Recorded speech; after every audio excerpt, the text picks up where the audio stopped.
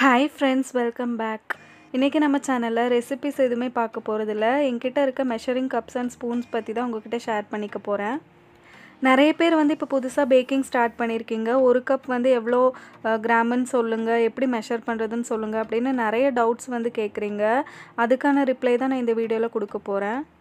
இந்த வீடியோல என்னோட மெஷரிங் கப்ஸும் ஸ்பூன்ஸும் தான் உங்ககிட்ட காமிக்க போறேன். இப்போ வாங்க ஒவ்வொண்ணா பார்க்கலாம். இப்போ பேக்கிங் ஸ்டார்ட் பண்ணிருக்கீங்க அப்படினா ஃபர்ஸ்ட் வந்து உங்களுக்கு முக்கியமான பொருள் என்ன தேவைப்படுதுன்னா மெஷரிங் கப்ஸும் ஸ்பூன்ஸும் தான். மெஷரிங் கப்ஸ் அண்ட் ஸ்பூன்ஸ் இல்லாம நீங்க மெஷர் பண்ணி கேக் பண்ணீங்கனா கரெக்ட்டா வராது.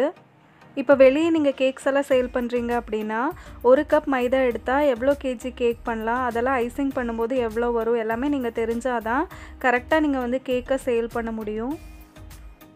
ஒரு கேக்க வந்து நீங்க பெர்ஃபெக்ட்டா பண்ணனும், வெளிய சேல் பண்றீங்க அப்படினா கரெக்ட்டா உங்களுக்கு weight கரெக்ட்டா இருக்கணும் அப்படினா மெஷரிங் கப்ஸ் அண்ட் ஸ்பூன்ஸ்ல வந்து மெஷர் பண்ணி நீங்க எல்லா இன்கிரிடியன்ட்ஸையும் போடிங்கனா கரெக்ட்டா உங்களுக்கு கேக்கோட weight வந்து கிடைக்கும்.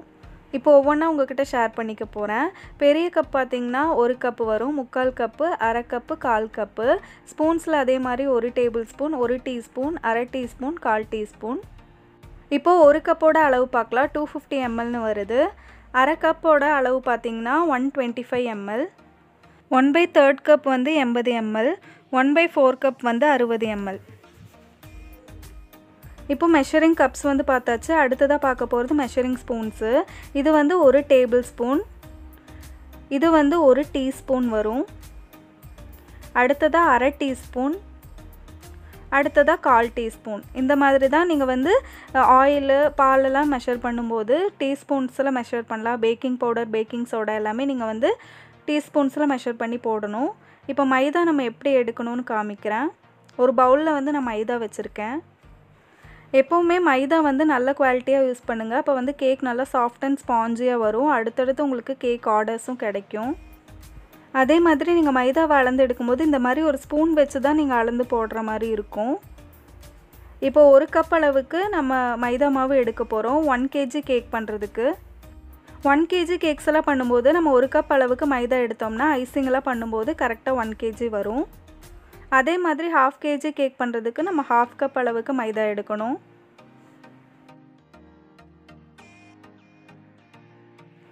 இப்போ பிகினர்ஸ் எல்லாம் என்ன மிஸ்டேக் பண்ணுவீங்க அப்படினா மைதா மாவு அளந்து எடுக்கிறதுல ஒரு பெரிய மிஸ்டேக் பண்ணுவீங்க. அப்போ வந்து உங்க கேக்கோட weight வந்து கொஞ்சம் அதிகமாகறதுக்கு சான்ஸ் இருக்கு.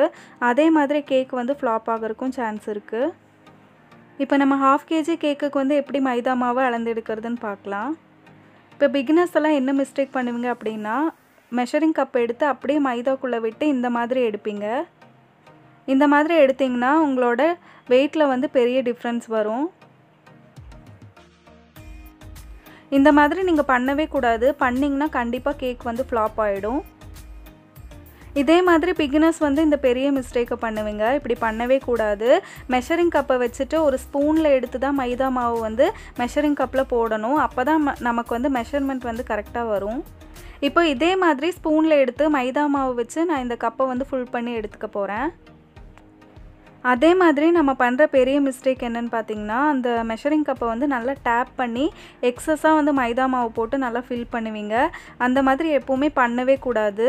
மெஷரிங் கப்பை வச்சிட்டு ஒரு ஸ்பூன் வச்சு இந்த மாதிரி மைதா மாவு உள்ள போட்டுக்க போறேன். நல்லா கோபுரம் மாதிரி ஃபில் பண்ணிக்கலாம். இத வந்து அளந்து எடுக்க போறோம். ஒரு ஸ்பூனோ இல்ல கத்தியோட பேக் சைடு வச்சு இத வந்து லெவல் பண்ணிக்கலாம். நான் பண்றேன்ல அந்த மாதிரி பண்ணிக்கோங்க. இப்போ நமக்கு கரெக்ட்டா ஒரு 1/2 கப் அளவுக்கு கிடைச்சிருக்கு.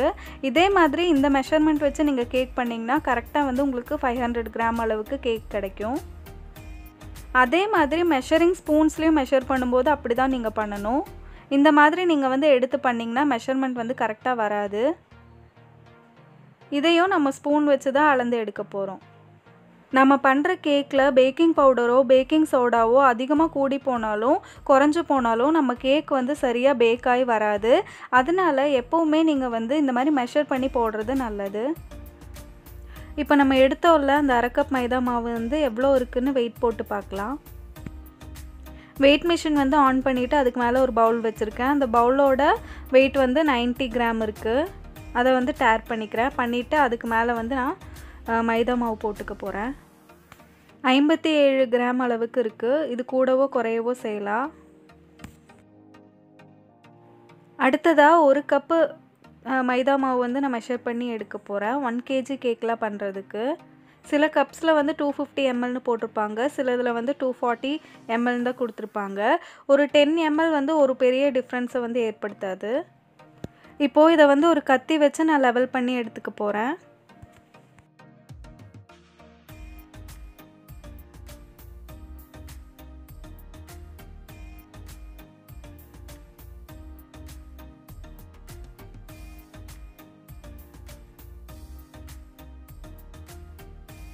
இப்போ கரெக்டாக நமக்கு வந்து 1 கப் அளவுக்கு கிடச்சிருக்கு. இதை வந்து வெயிட் போட்டு பார்த்துடலாம். 1 கப்பு மைதாவோட வெயிட் வந்து 125லேருந்து 135க்குள்ளே வரலாம். நான் இங்கே எடுத்திருக்க கப் வந்து 1 கப் வந்து 280 mlன்னு போட்டிருக்கு. அதனால எனக்கு வெயிட் வந்து இவ்வளோ காட்டுது. இதே நீங்கள் 240 ml கப்பில் எடுத்திங்கன்னா வெயிட் வந்து கம்மியாக தான் இருக்கும். 132 கிராம் அளவுக்கு இருக்குது. இது வந்து கூடவோ குறையவோ செய்யலாம். இப்போ நீங்கள் சர்க்கரையெல்லாம் எடுத்து லெவல் பண்ணி பொடி பண்ணுற மாதிரி இருந்தாலும் 1 கப்புக்கு 3/4 கப் அளவுக்கு எடுத்து நீங்கள் பொடி பண்ணிங்கன்னா கரெக்டாக வந்து 1 கப் அளவுக்கு கிடைக்கும். அப்படி இல்லைன்னா நம்ம பவுடர் சுகர் வந்து நம்ம மைதா மெஷர் பண்ணோம்ல, அதே மாதிரி பவுடர் சுகரையும் மெஷர் பண்ணி எடுத்துக்கலாம். இப்போ ஒவ்வொரு கப்லேயும் எவ்வளோ டேபிள் ஸ்பூன் இருக்குன்னு பார்க்கலாம்.